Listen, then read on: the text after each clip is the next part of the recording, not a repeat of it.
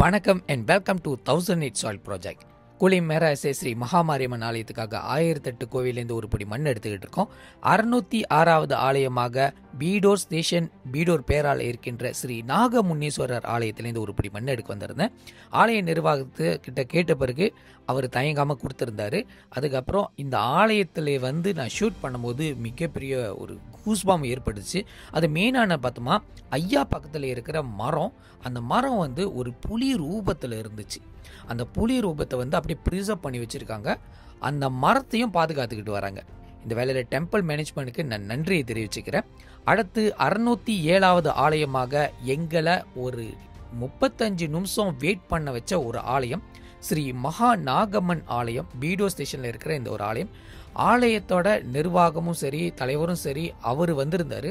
அவர் இந்த கோயிலில் பூஜாரியாக இருக்கார். அவர் சொன்னபோது மிகப்பெரிய எனக்கு கூஸ்பம் ஏற்பட்டுச்சு. இந்த ஆலயத்துக்கு கண்டிப்பாக வரணும், நீங்கள் மண் எடுக்கணும்னு சொல்லிட்டு நான் ரொம்ப நாளாக வெயிட் பண்ணிட்டு இருந்தேன். இன்றைக்கி என்னத்தில் நீங்கள் வந்ததே ஒரு பெரிய மகிழ்ச்சியாக இருக்குன்னு சொல்லிட்டு ஆலயத்தில் வெயிட் பண்ண வச்சு எனக்கு மண்ணெல்லாம் எடுத்து கொடுத்து ஆலயத்தோட வரலாறுலாம் சொல்லியிருந்தார். அதே நேரத்தில் இந்த ஆலயத்தில் பல எல்லையிலேருந்து கோவில்களை ஒன்றாக இணைச்சு வச்சுருக்காங்க. இவரோட முயற்சி பல வருஷமாக தடை போட்டு இருந்துச்சு. பட் தற்பொழுது இந்த இடத்த அசம்பிள் பண்ண முடிஞ்சிச்சு.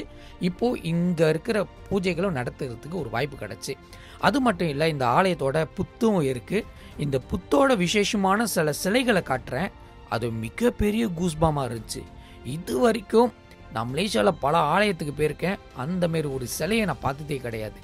அனுமதி பெற்ற பிறகு ஆலயத்தோட மண் தொடங்குறதுக்கு முன்னாடி இந்த வீடியோஸை பாருங்கள். அதாவது 5 தலை நாக வடிவில் ஒரு அம்மா, இந்தமாரி சிலையை நான் இது வரைக்கும் பார்த்ததே கிடையாது. மிகப்பெரிய கூஸ்பாமாக இருந்துச்சு. இந்த சிலை அந்த மரத்தை சுற்றி வச்சுருக்காங்க. ஆனால் நான் ஒரு பொடி மண்ணை அம்மனோட ஸ்தல விரிச்ச மரம்னு சொல்லிட்டு ஒரு இடத்த உருவாக்கி வச்சுருந்தாங்க. அங்கே தான் எடுக்க வாய்ப்பு கிடச்சி. இருட்டாக இருக்கிற வச்சு கண்டிப்பாக உங்களுக்கு தெரிஞ்சிருக்காது. ஏன்னா நான் போகும்போது இடத்துல மணி ஒரு 8:30 ஆயிடுச்சு. பிறகு பூஜைகள்லாம் முடித்த பிறகு அடுத்த ஆலயத்துக்கு போனோம். அனுமதின்னு சொல்லும் போது, இருங்க நானும் உங்கள் கூடயே வரேன், அந்த ஆலயத்துக்கு நானும் தான் பூஜாரியாக இருந்திருக்கேன், அந்த ஆலயத்தை உங்களுக்காக நான் திறந்து வைக்க சொல்லியிருக்கேன்னு சொல்லியிருந்தார். அப்போ அதை கேட்டோன்னே மனசுக்கு ரொம்ப நிறைவாக இருந்துச்சு. ஆனால் அங்கே போன பிறகு தான் அதோட விசேஷமே எனக்கு தெரிஞ்சு. இந்த அம்பாலோட ஆசீர்வாதம் மிகப்பெரிய ஆசீர்வாதம். நாங்கள் எதிர்பார்த்த மாரி 608வது ஆலயத்தை நோக்கி போகணும். அந்த ஆலயம் இந்த ஆலயம் ஸ்ரீ மகா மாரியம்மன் ஆலயம், கம்போங் பாசேர் ஜலன் துல்லு இன்தான் பீடோர் பேரால இருக்கின்ற இந்த ஒரு ஆலயத்திலேருந்து தான் 608வது மண்ணு கிடச்சி. 108, 208, 308, 408, 508, 608ம் மகா மாரியம்மன் பேரில் தான் இருக்குது.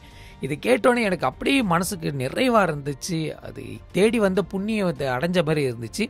இந்த ஆலயத்துக்கு இன்னொரு பேர் இருக்குது, அருள்மிகு சிவசக்தி களத்தூர் கருமாரியம்மன் ஆலயம்னு.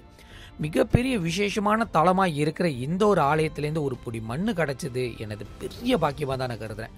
கோயில் நிர்வாகத்துக்காரர்கிட்ட நிறைய விஷயத்தை கலந்து உரையாடணும். இந்த ஆலயத்துக்கு உண்டான சிறப்புகள் நிறைய இருக்குது. பட் இந்த ஆலயத்தை சார்ந்து இருக்கிற மக்கள்கள் மிக மிக குறைவாக தான் இருக்காங்க. காரணம் எல்லாரும் வளர்ச்சி அடைஞ்சிட்டாங்க, வெளியூருக்கு போயிட்டாங்க, திருமணம் பண்ணி போயிட்டாங்க, படிக்க போயிட்டாங்க, வேலை செய்ய போயிட்டாங்க, பிஸ்னஸ் பண்ண போயிட்டாங்க.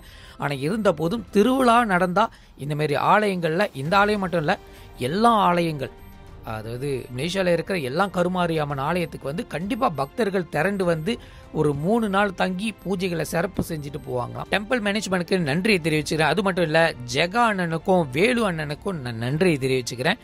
அதே நேரத்தில் எனக்கு இந்த ஒரு பயணத்தில் ஸ்பான்சர் பண்ணி வந்த மிஸ்டர் விஜய் அவர்களுக்கும் நான் நன்றியை தெரிவிச்சுக்கிறேன். இவங்கெல்லாம் இல்லைன்னா கண்டிப்பாக இந்த ப்ராஜெக்ட் மிக விரைவில் முடிய போகிறதில்ல. உங்களை அடுத்தடுத்த எபிசோடில் நான் சந்திக்கிறேன். See you soon. Bye.